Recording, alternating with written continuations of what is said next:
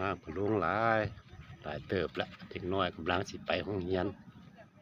7 โมงเช้า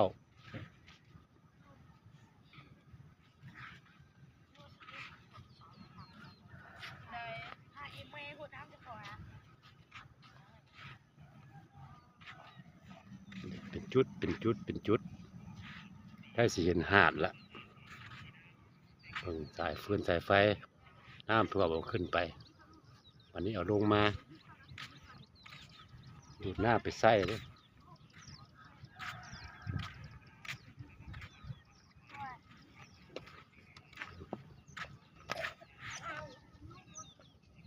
เจ้าก็ล้อมหัวล้อมหาวเฮ็ดหัวเฮ็ดสวน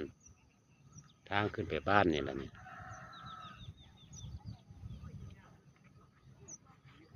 ถึงสายไฟมา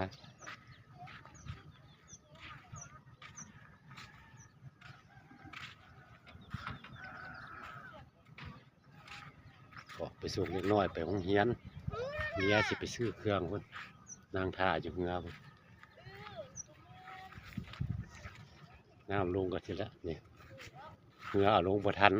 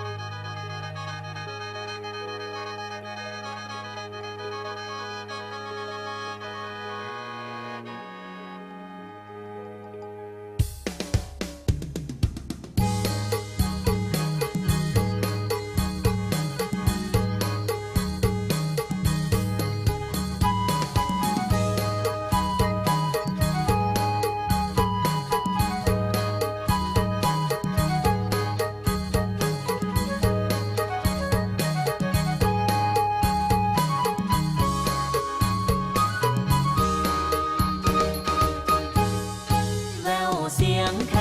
นดังแต่เล่นแต่ดังมาแต่เกิดมีศาสตร์ลาวทั่วถิ่นฐานล้านสร้างแดนลาวเสียงแคนลาวดังก้องกลางวาวเสียงขับลำแต่เนื้อเธอ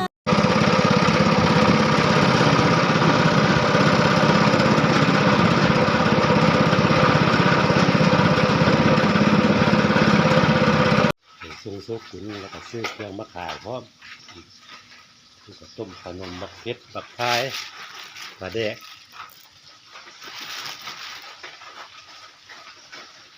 ประแดกลูกจะเป็ดใส่พัน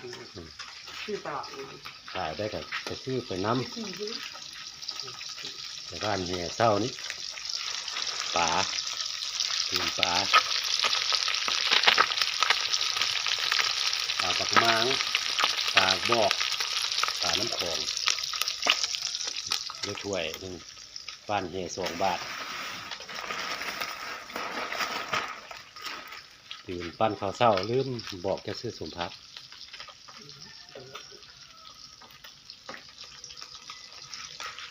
ตื่นกรอบ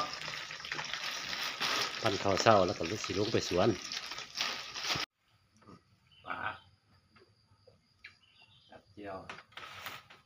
กิน2 พ่อเมียนี่นะข้าวใหม่เนี่ยก่อนตื่นป่าน้อยบ้านแห่คืนนี้เศร้านี้ว่ามันคืนนี้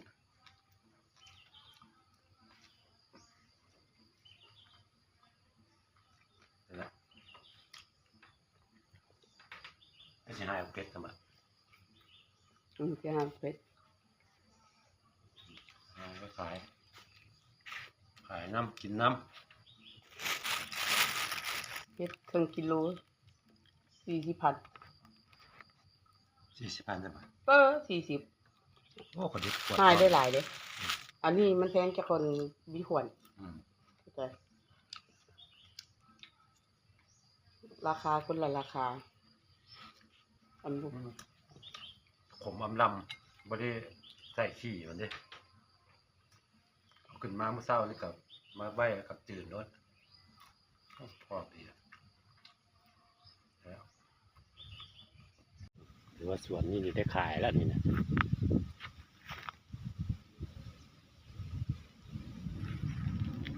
ย้อนแล้วเมื่อเช้านี่ได้ก็ได้6 โล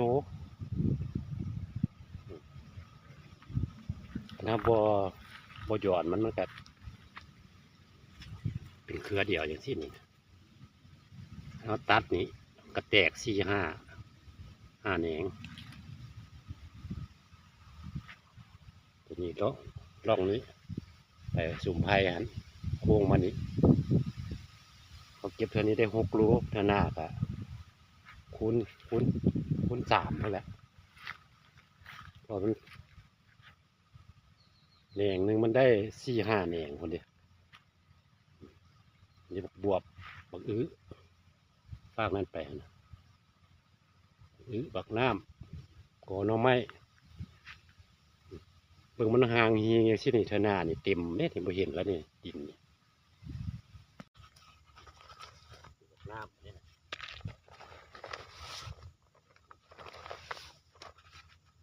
ก็ปลูกรถอะไรเงี้ยนี่ถ้ามันไหลน้ำมากับมีปลูกกับบ่ได้เอาเสียบเอาอย่างดอกครับเป็นชิโดดใส่ละ4-5 ใน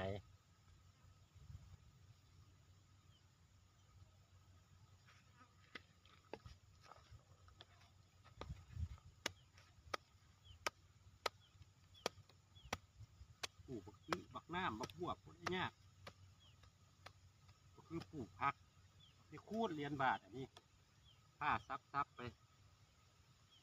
นี่อย่างเขาก็ซับไปน้ำ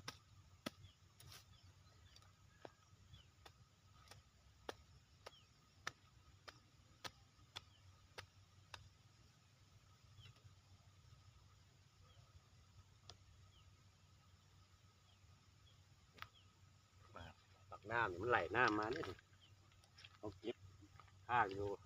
เก็บมาปลูกคนได้ยากส่วนทางเทิงคุณได้ขายแล้วนะส่วนทางลุ่มนี้หาเขาปลูกไปน้ำหาเขาเกิดกันนี้นี่บวบนี่นะ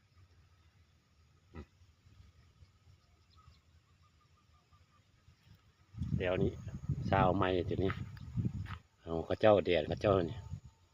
ข้าเจ้าก็ซาวลงไปพุ่นละของเขาซื้อลงไปนี้ของข้าเจ้าก็ซื้อลงไปพุ่นจำพุ่นละจำน้ำเบื้องไทยพุ่นละ